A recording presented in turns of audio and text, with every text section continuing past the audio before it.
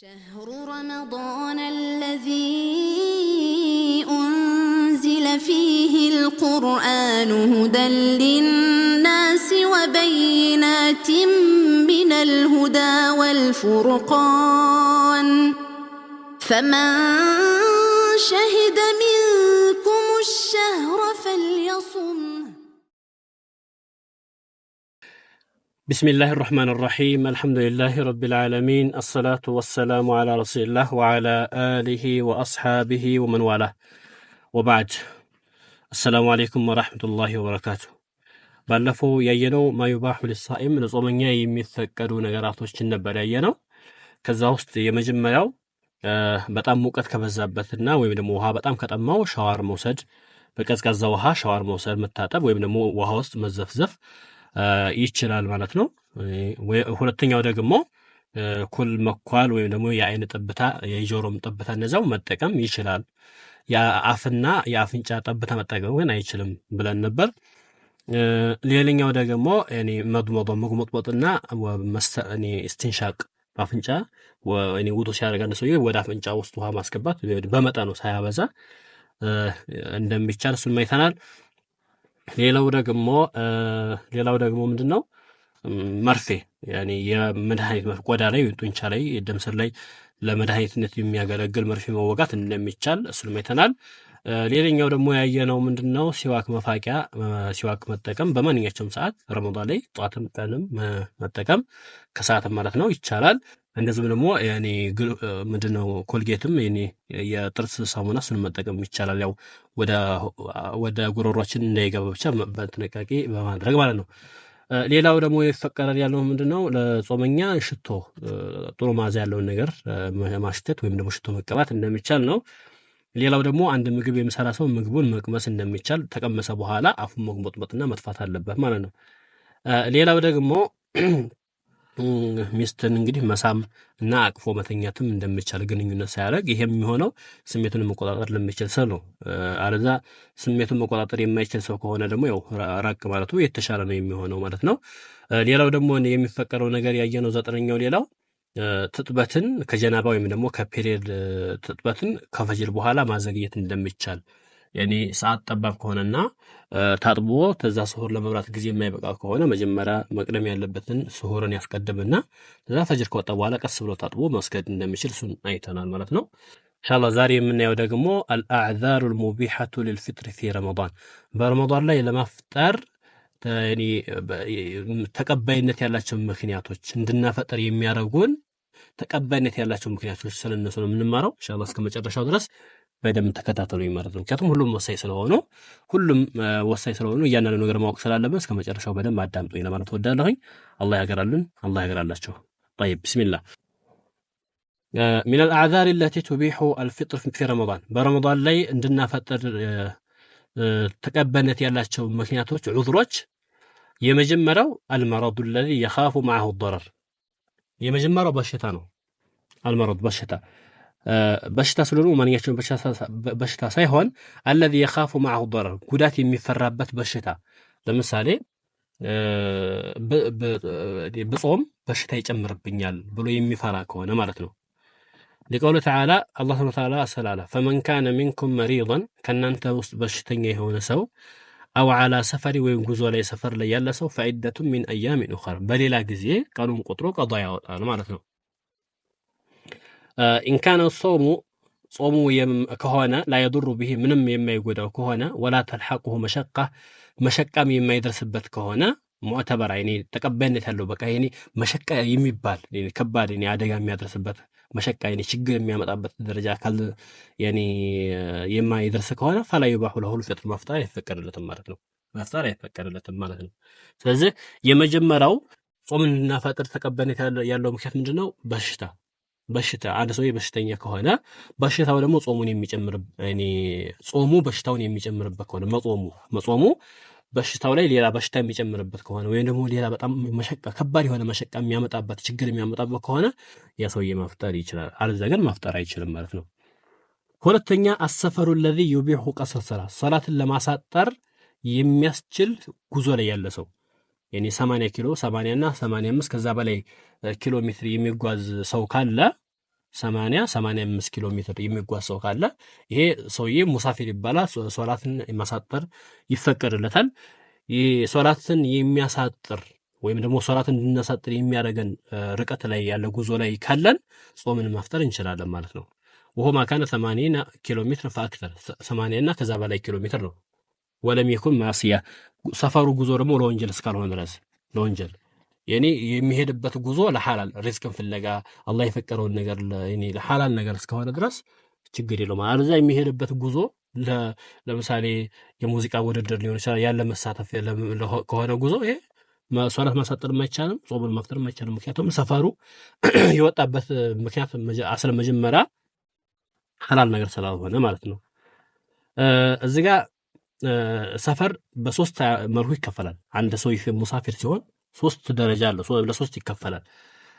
አንደኛ ፈኢን ካነ ጾሙ ከሆነ የዱሩ ቢሳኢም ጾመኛውን የሚጎዳው ከሆነ ፊ በደኒን ሰውነቱ አካሉ ላይ ጉዳት የሚያደርስበት ከሆነ ሰፈር ላይ ጉዞ ላይ ያለ ጾሙ አካሉ ላይ ጉዳት የሚያደርስበት ከሆነ ወናሁ የመሳሰሉ ነገራቶችን የተለያዩ አደጋዎች የሚያመጣ ከሆነ ወጀባ ዐለይሂ الفطر በዚህ ሁኔታ ላይ ከሆነ ጾም ማፍጠር ግዴታ ነው ማለት ነው። ያን ነብይ ሰለላሁ ዐለይሂ ወሰለም የአላህ መልእክተኛ ቂለ ለሁ ዓመል ፈትህ የመካ የተከፈተችበት ዓመት ተባላቸው ለነብዩ። እንግዲህ ዓመል ፈትህ ማለት መካ የተከፈተበት ዓመት ማለት ነው። መካ የተከፈተው በረመዳን ነው።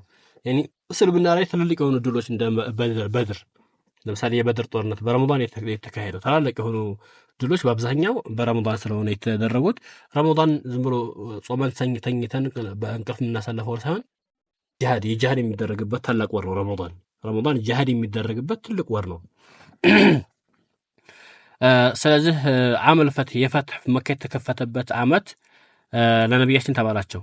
ኢነ ባዕድ الناس ከፊል ሰዎች እኮ ቀድ ሳመ ጾመዋል አላቸው። ፈቃለ ነብዩ አሉ ኡላኢከ ልዑሳ እነኚህ ሰዎች እኮ ወንጀለኛ ናቸው አሉ። ራሁ ሙስሊም ዘግቦታል።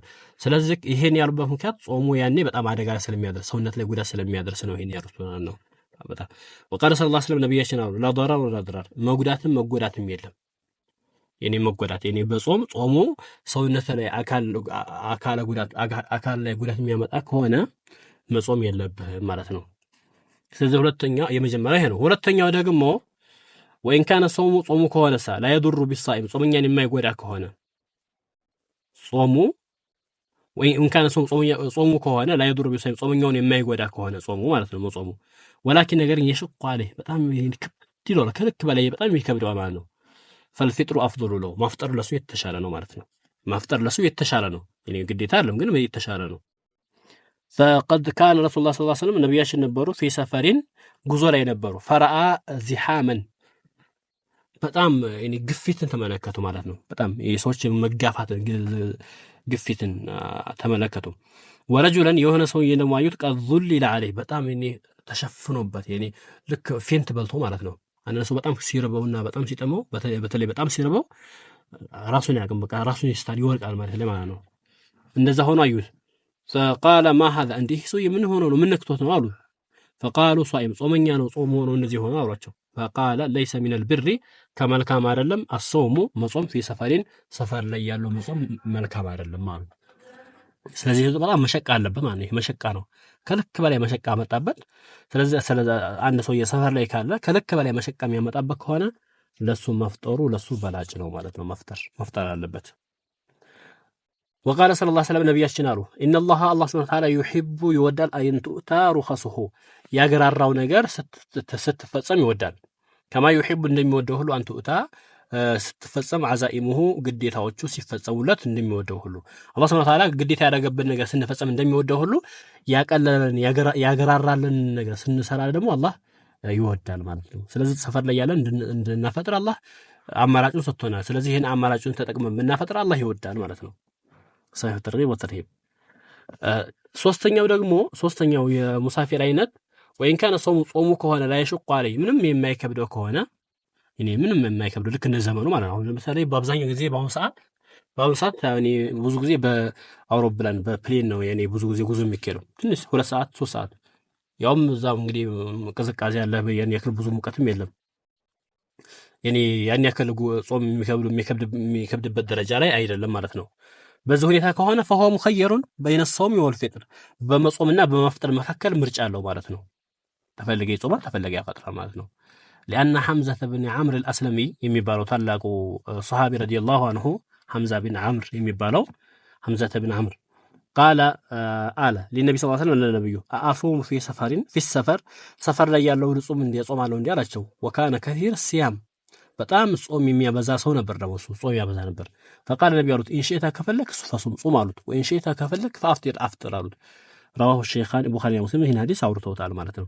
ስለዚህ አንድ ሰው የሰፈር ላይ ያለ ጾሙ የማይከብደው ከሆነ መጾምም ማፍጠርም አማራጭ አለው ማለት ነው። ነገር ግን ዋንተ ጾሙ ኸይሩ ለኩም በትጾሙ ለእናንተ በላጭ ነው እንዳለ አላህ Subhanahu Wa Ta'ala መጾሙ ለሱ በላጭ ነው። በኋላ ቀዷ ለማውጣት ያኒ እንዳይቸገር ማለት ነው። ስለዚህ በዚህ በሶስት ሁኔታ ነው የምናየው አንድ ሰፈር ላይ ያለ ሰው። ስለዚህ ሰፈር ላይ ያለ ሰው የመጀመሪያው ጾሙ ሰውነቱ ላይ በደኑ ላይ አካሉ ላይ ጉዳት የሚያደርስበት ከሆነ ማፍጠር ግዴታ ነው። ሁለተኛው ደግሞ ያኔ ጉዳት ሰውነቱ ላይ ጉዳት አያደርስበትም፣ ነገር ግን በጣም መሸቃለው ከልክ በላይ ይከብደዋል ማለት ነው። የሰው የማፍጠር ለሱ የተሻለ ነው። ሁለተኛው ደግሞ አይከብደውም፣ ኖርማል ነው ለሱ ምንም የሚከብድ ነገር የለም። ስለዚህ ሰውዬ ማፍጠርም መጾምም ምርጫ አለው፣ ነገር ግን ቢጾም የተሻለ ነው የሚሆነው ማለት ነው። ሌላኛው አልሐሚል ወልሙርዲ እርጉዝ የሆነ ሴትና አጥቢ የሆነ ሴት ኢንኻፈታ ሁለቱ ከፈሩ እርጉዙና አጥቢዎቹ ሁለቱ ሴቶች ከፈሩ አላ አንፉሲማ በነፍሳቸው ላይ ከፈሩ በራሳቸው ላይ ከፈሩ አው አላ አውላዲሂማ ወይንም በልጃቸው ላይ ከፈሩ አደጋ ማለት ነው። ቱፍጢራኒ ያፈጥሩና ወተቅዲያ ተዘባለ ቀዶ ያወጣሉ ማለት ነው።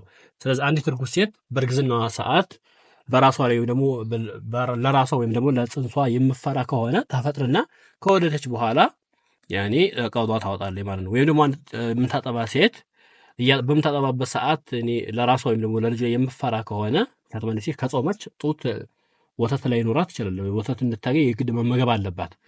እንደዛ የምትፈራ ከሆነ ልጁ ትንሽ ጠንከር ካለ በኋላ ቀዷ ማውጣት ይኖርበታል አፍጥራ ማለት ነው። ያው እንግዲህ ያው በአሁኑ ሰዓት በአብዛኛው ልጆች ጡጦ ነው የሚጠቀሙትና ያን ያክል በልጇ ላይ ላትፈራ ትችላለች ማለት ነው። ሌላው አልኪበሩ ፊሲን በጣም በእድሜ መግፋት በእድሜ የገፋ ሰው እንደዚሁ እሱም እንደዚሁ ያኒ ማፍጠር ይችላል ማለት ነው። አለዚ ፈቀደ አቅለሁ በእድሜ ገፍቶ ሁለተኛ አእምሮን ያጣላ አእምሮን ያላጣላ አለዚ ፈቀደ አቅለሁ አእምሮን አጥቶ ከሆነ ፈላ ይጅቡ አለይሂ ሶሙን ወላ ኢጣም ጾምም ግዴታ የለበትም፣ ምስኪን ምግብ መመገብም ግዴታ የለበትም ማለት ነው። ይሄ አእምሮን አጥቶ ከሆነ ነው። ወኢለም ይፍቅድ አቅለሁ አእምሮን ካላጣሳ እድሜው ገፍቷል፣ በጣም ትልቅ የሰው ሽማግሌ ሆኗል። ወላኪን ነው ነገር ግን ያዕጀዝ ዋን ጾም ከመጾም ይከብደዋል፣ መጾም አይችልም። እድሜው በጣም ስለገፋ መጾም አይችልም። አእምሮው ግን ትክክለኛ ነው። ፈኢነሁ ይሄ ሰውዬ ይፍጢር ያፈጥራል፣ ይበላል፣ ወይጥዒሙ ይመግባል፣ አንኩል የውሚን በየቀኑ ምስኪን ያበላል ማለት ነው። ያኔ ረመዳን እስከሚወጣ ድረስ በየቀኑ አንዳንድ ምስኪን ያስፈጥራል ማለት ነው። ለራሱ ሲበላ ይውላል። ከዛ በኋላ ደግሞ በየቀኑ አንዳንድ ምስኪን ማስፈጠር ይኖርበታል ግዴታው ማለት ነው። ስለዚህ ይሄ ነው። ሌላኛው ደግሞ መን ኻፈ አላ ነፍሲል ሐላክ በራሱ ላይ መጥፋትን የፈራ ሰው ለምሳሌ በቃ ይሄ ጾም ይገለኛል በቃ ብሎ ከፈራ ለምሳሌ ልጁ በጣም ከልክ በላይ ርቦት ይሄ ከልክ በላይ በጣም ከልክ በላይ የራበው ረሃብ ያኒ ራሱን እንዲሲት ያደርገኛል ወይም ደግሞ በቃ እንድጎዳ ያደርገኛል እንድሞት ያደርገኛል ብሎ አው አጣሽን ሸዲድ ወይም ከልክ በላይ በጣም ጠምቶት ይሄ ጥማት በጣም ከልክ በላይ አደጋ ያደርስብኛል ብሎ ከፈራ ልክ ብሎ በጣም ከልክ በላይ ያኒ አደጋ ያደርስብኛል ብሎ ከፈራ ማለት ነው። ይሄ ምንድነው ረሃብ ወይም ደግሞ ጥሙ ማለት ነው። የዚህ ጊዜ ማፍጠር ይችላል ማለት ነው። ግን ቀዷ ያወጣል።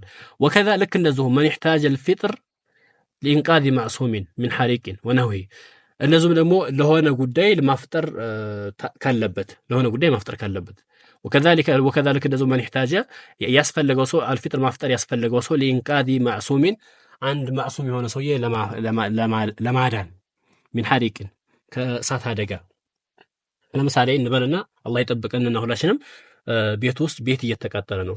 በዛ የሚቃጠለው ቤት ውስጥ ደግሞ ሰዎች አሉ።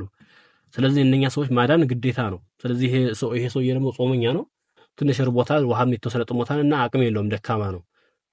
የራበው ሰው ያን ያክል ጥንካሬ አይኖረውም ማለት ነው። ስለዚህ ምን ያደርጋል? ያፈጥራል። በደንብ ቶሎ ብሎ በደንብ ይባላል። በደንብ ውሃ ይጠጣና በደንብ ከፈጠረ በኋላ እነኛ ሰዎች ከእሳት ያድናቸዋል ማለት ነው። ወነሁ አፍጠር ያፈጥራል። ነገር ግን ዋለህ ቀዷ ግን መውጣት ይኖርበታል ማለት ነው። ቀዷ መውጣት ይኖርበታል። ስለዚህ አንድ ሰውዬ የሆነ ወንድሙን ሙስሊም የሆነ ወንድሙ አደጋ ላይ ወድቆ ካየው ያንን የአኼራ ወንድሙን ከአደጋ ላይ ለማዳን የግድ ማፍጠር ካለበት አፍጥሮ ያንን ወንድሙን ከአደጋ ያድናል ማለት ነው። ስለዚህ አንድ ነገር አንድ ነፍስ ለማዳን ማፍጠር ይኖርበታል ማለት ነው። ቀዷ ግን ያወጣል።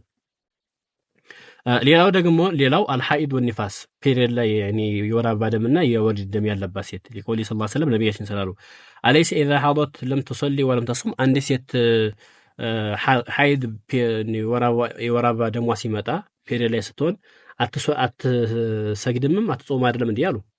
ያ ማለት እንግዲህ ያው መልሱ አዎን ነው። አትጾምም አትሰግድም ተፈቁራሊ ቡኻሪና ሙስሊም ዘግበውታል። ስለዚህ ሌላኛው ደግሞ አንድ ሰው ወይም አንድ ሴት ልታፈጥር ወይም እንድታፈጥር የሚያስደርጋት ነገር ምንድነው? ሐይድ ነው ማለት ነው። ሐይድ ወይም ደግሞ የወር አበባ ደም ማለት ነው፣ የነፋስ ደም። ስለዚህ እነኚህ አሁን እስካሁን የዘረዘርኳቸው ነገራቶች ጾምን እንድናፈርስ እንድናፈጥር ተቀባይነት ያላቸው ምክንያቶች ናቸው። እያንዳንዱ ሁሉንም ቀዷ ማውጣት ያስፈልጋል። እድሜው የገፋ ሰው ብቻ ሲቀር እነሱም እንደሚያደርጋሉ እድሜው የገፋ ሰው ከልክ በላይ በጣም እድሜው የገፋ ሰው እና አይምሮ በትክክል የሚሰራ ሰው በየቀኑ ምስኪን ይመግባሉ ማለት ነው። እንደዚህ ደግሞ በሽታው ለምሳሌ እንደ ስኳር በሽታ ያለበት ወይ ደግሞ ቋሚ የሆነ በሽታ ያለበት የማይቋረጥበት የማይቋረጥ ቋሚ እንደው ከነዚህ አይነት አላህ ይጠብቀና እንደዚህ አይነት በሽታ ያለበት ሰው ካለ ያም ሰው እንደዚሁ ያው መጾም የለበትም ያፈጥራል ማለት ነው።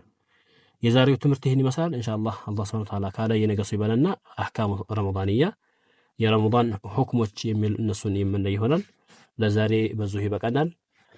ወሰለላሁ ወሰለም አላ ነቢና ሙሐመድ ወጀዛኩሙላሁ ኸይረን። እስከ መጨረሻው ስላዳመጣችሁኝ አመሰግናለሁ። ጀዛኩሙላሁ ኸይር።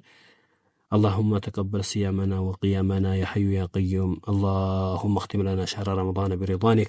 እንግዲህ ረመዳን አሁን አብዛኛውን ቀን ጾም ጨርሰናል። ጥቂት ቀናቶች እየቀሩ ነው። የቀሩትን ቀናቶች ደግሞ በደንብ በስነ ስርዓት በደንብ የምንጾም አላህ አድርገን። የዛሬን ጨረስኩኝ። ነገ እስከምንገናኝ ሰላም አለይኩም ወራህመቱላሂ ወበረካቱ።